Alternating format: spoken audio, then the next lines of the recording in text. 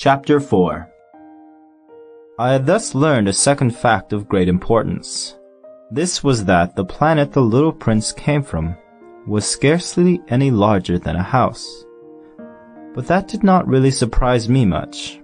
I knew very well that in addition to the great planets, such as the Earth, Jupiter, Mars, Venus, to which we have given names, there are also hundreds of others, some of which are so small that one has a hard time seeing them through the telescope. When an astronomer discovers one of these, he does not give it a name, but only a number. He might call it, for example, asteroid 3251. I have serious reason to believe that the planet from which the little prince came is the asteroid known as B612. This asteroid has only once been seen through the telescope. That was by a Turkish astronomer in 1909.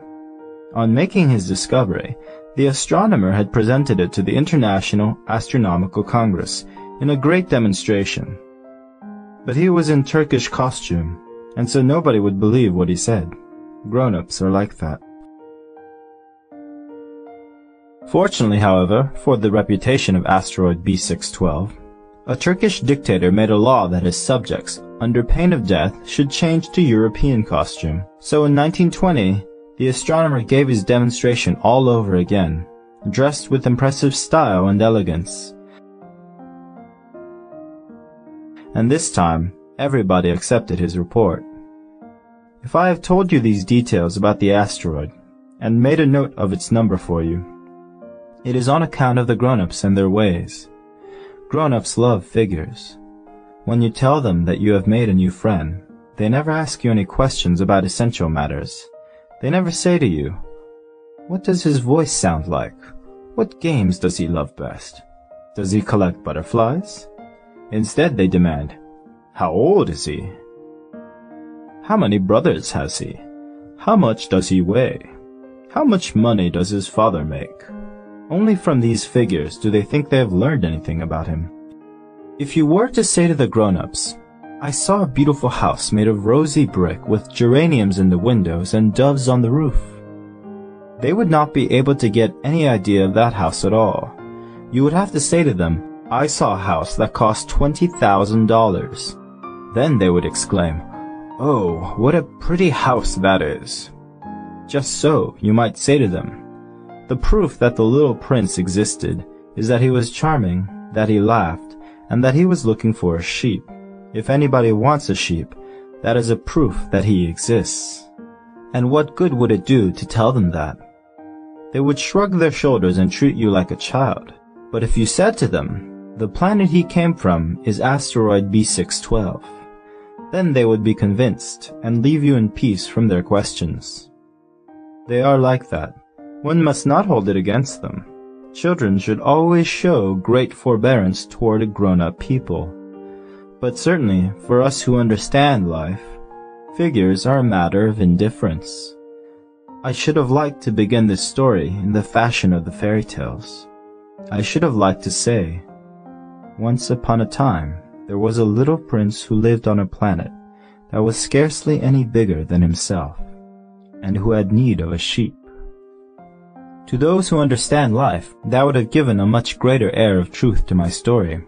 For I do not want anyone to read my book carelessly. I have suffered too much grief in setting down these memories. 6 years have already passed since my friend went away from me with his sheep.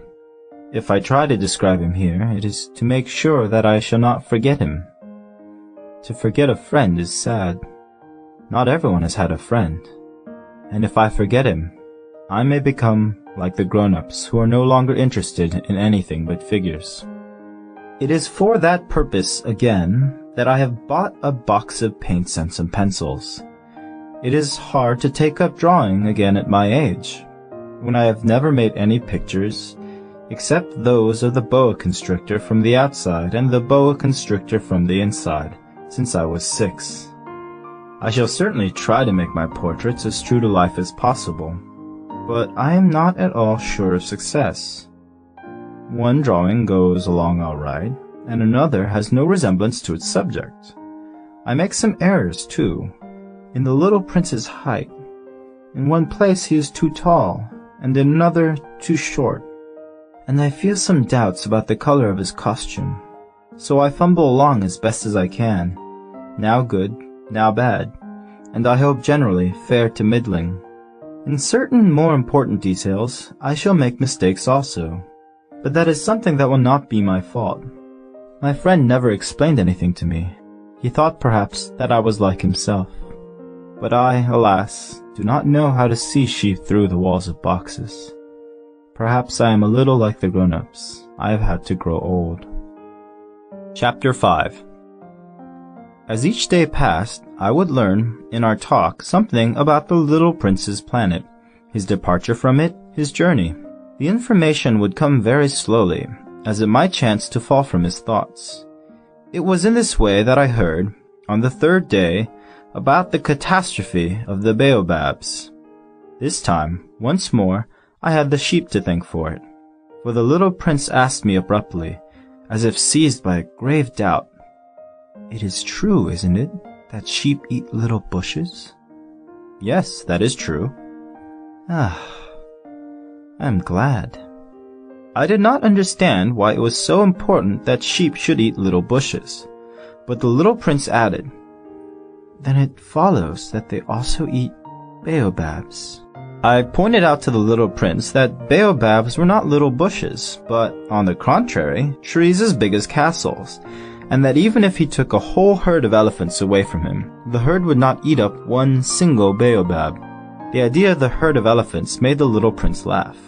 "We would have to put them one on top of the other," he said.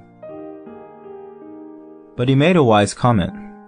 "Before they grow so big, the baobabs start out by being little." "That is strictly correct," I said. "But why do you want the sheep to eat the little baobabs?" He answered me at once, "Oh, come, as if he were speaking of something that was self-evident, and I was obliged to make a great mental effort to solve this problem without any assistance. Indeed, as I learned, there were on the planet where the little prince lived, as on all planets, good plants and bad plants. In consequence, there were good seeds from good plants and bad seeds from bad plants. But seeds are invisible.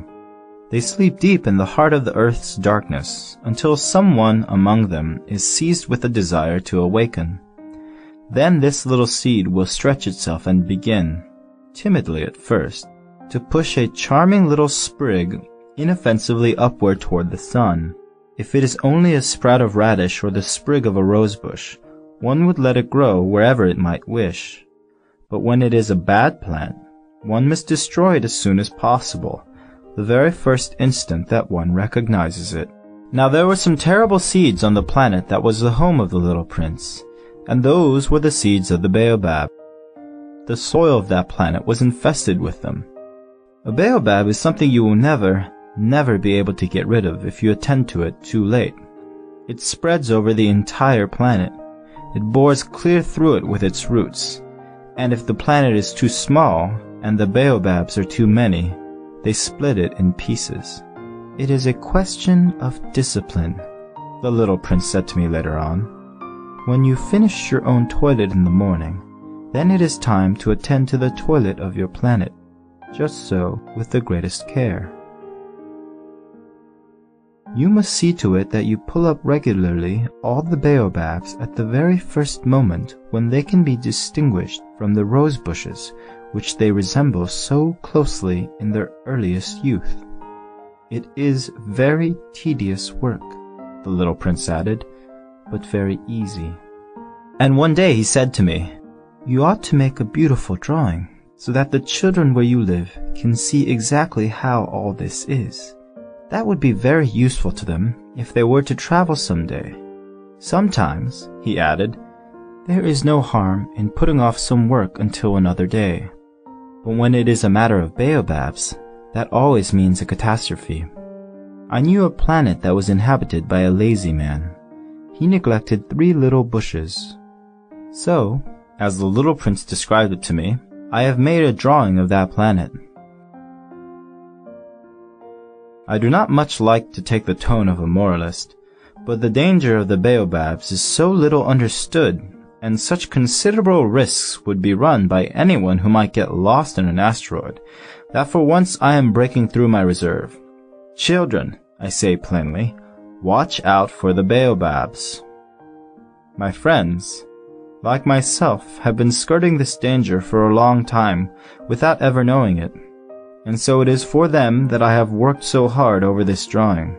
The lesson which I pass on by this means is worth all the trouble it has cost me. Perhaps you will ask me, why are there no other drawings in this book as magnificent and impressive as this drawing of the baobabs? The reply is simple. I have tried, but with the others I have not been successful. When I made the drawing of the baobabs, I was carried beyond myself by the inspiring force of urgent necessity.